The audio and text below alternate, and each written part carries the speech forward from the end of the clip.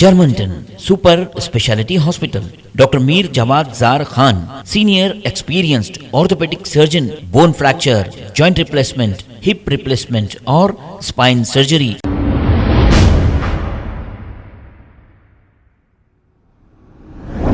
अस्सलाम वालेकुम नाजरीन, 7H न्यूज सच को रखे आपके आगे।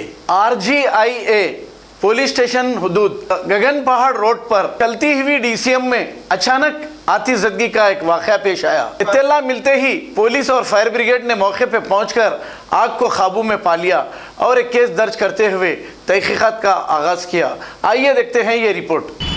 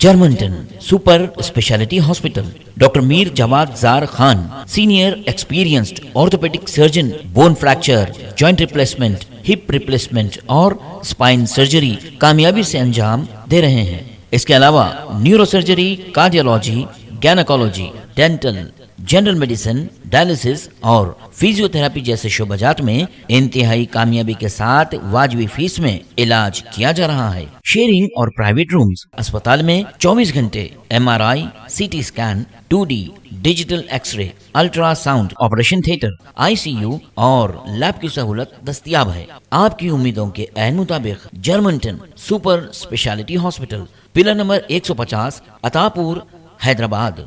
खबर है शहर की, खबर है गाँव की, खबर है सारी दुनिया की। 7H न्यूज पसंद आए तो लाइक कीजिए, शेयर कीजिए और सब्सक्राइब करना ना भूलें। 7H news.